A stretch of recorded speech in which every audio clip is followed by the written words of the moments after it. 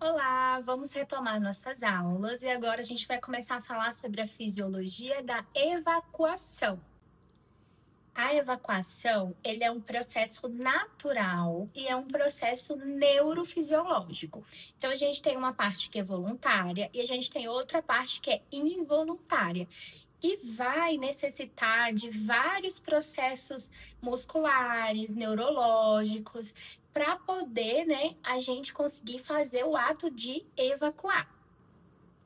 Então, é um processo que vai envolver o sistema gastrointestinal, vai envolver o sistema nervoso e vai envolver o sistema muscular, principalmente a parte ali de assoalho pélvico. A digestão, ela já se inicia desde o momento que a gente tem contato com esse alimento. A gente vê esse alimento, sente o cheiro do alimento e a gente começa a salivar. Aí a gente vai ingerir esse alimento e com os nossos dentes a gente vai triturar esse alimento e umedecer com a saliva. E na saliva nós temos várias substâncias que vão ajudar na degradação desse alimento. Vamos empurrar ele lá para o nosso estômago, que é um local de armazenamento temporário. Lá também tem vários ácidos, a formação de gases também, que fazem parte, da digestão. Esse estômago também tem movimentos que vão acontecendo para que esse alimento seja cada vez mais jogado ali para baixo e chegue aos nossos intestinos. E por conta do movimento peristáltico, esse alimento, esse bolo de alimento, ele vai ser degradado ali no nosso intestino e vai se movimentando através, dos nossos intestinos. Lá no intestino delgado, a gente tem a absorção da maior parte dos nutrientes que a gente ingeriu na hora da alimentação. Já na parte do cólon é aonde a gente tem a maior parte de absorção de água. Então é um alimento que chega pra gente, que vai sendo umedecido, pela saliva e pelos ácidos, e quando chega no cólon, ele vai, começar a absorver a água. Por isso que quanto mais tempo esse bolo, que já está se transformando em bolo fecal, ele fica no nosso organismo, mais duro ele vai ficando. Quanto mais tempo ele fica no colo, mais rígido esse cocô vai ficando, porque ele vai absorvendo essa água toda no intestino. Quando é formado, esse bolo fecal, ele vai ficar ali um momento no que a gente chama de reto, que é o final do intestino. Quando ele chega lá no reto, ele já é um cocô mesmo, tá?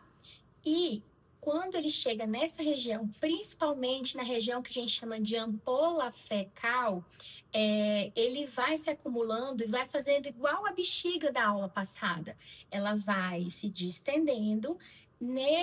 Nessa ampola retal, a gente tem vários mecanorreceptores que, quando ele vai se esticando, ele vai mandando informações de que a gente precisa fazer cocô. E assim como a bexiga, nosso cérebro é avisado, e assim como na bexiga, vai sofrer pequenas contrações e vai pesar. E quando ele pesar, ele vai dar a sensação de que a gente precisa evacuar naquele momento. E nesse momento a gente dá início ao que a gente chama, de reflexo da evacuação. Então, como que acontece? A gente vai ter um relaxamento do esfíncter anal interno, tá? Que ele é involuntário e assim esse cocô continua passando para sair do nosso organismo. Porém, lá no esfíncter anal externo, nós temos controle, certo? E a gente que vai relaxar essa musculatura para que esse cocô passe e a gente consiga evacuar junto com uma musculatura bem importante que a gente chama de bulbo retal. Então, a vontade de evacuar ela vai surgir quando a pressão dentro dessa ampola retal for maior do que a pressão do esfíncter anal interno. E assim a gente tem essa vontade de evacuar. E aí, a gente tem um detalhe importante. Nem todo momento é conveniente que a gente vai evacuar, tá? Então, a gente tem uma parte de controle da evacuação. E essa parte de controle da evacuação é o que a gente chama de esfíncter externo, que é onde a gente consegue fazer essa contração juntamente com o assoalho pélvico. Então, se não é uma hora oportuna para evacuar, a gente faz contrações involuntárias, fazendo com que haja um reflexo inibidor e pare de ter essa vontade de evacuar naquele momento, e a gente consegue segurar mais um período. Outra coisa interessante também dessas células que estão ali na ampola retal é que elas também têm uma sensibilidade para entender qual é o tipo de conteúdo que tem ali dentro. Isso significa que a gente sabe quando é sólido, a gente sabe quando é líquido, a gente sabe quando é gás que tem ali dentro. Então, distinguir o que a gente vai colocar para fora, distinguir o que tem dentro da nossa ampola retal, também é uma propriedade importante. Por quê? Porque às vezes, quando a gente tem grandes constipações, a gente lesiona, né? Ou até mesmo partos muito difíceis, com bastante violência, tempo demorado, enfim, partos complicados, né? A gente pode perder, né? Pode lesionar essas células e a gente pode perder a capacidade de percepção da ampola retal. E depois que acontece a evacuação, né? Depois que a gente consegue relaxar o esfíncter externo, relaxar a musculatura do assoalho pélvico, relaxar principalmente o bulbo retal, a gente vai melhorar essa angulação e esse cocô vai passar. E após a evacuação, tudo retoma o tônus original, tá? Para que não haja outros escapes, que a gente só tenha mesmo o ato de evacuar, ele é voluntário, né? Então, qualquer perda ou qualquer coisa que interfira nesse esquema, a gente vai ter uma disfunção. Então, em resumo, a gente tem o primeiro momento, né, que é a propulsão dessas fezes até o cólon, onde vai ser absorvido água nessa região, tá?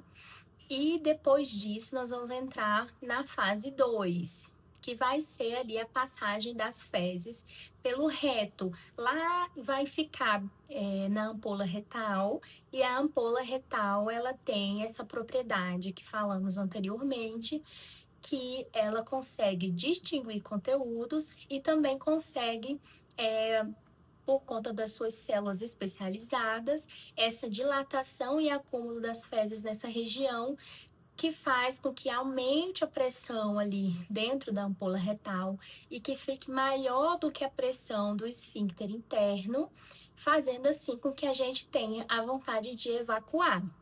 Depois disso, a gente tem, né, com o relaxamento do esfíncter interno, nós vamos ter a parte voluntária da defecação, que é o momento que a gente consegue evacuar e vai evacuar, né, por vontade, livre, espontânea vontade.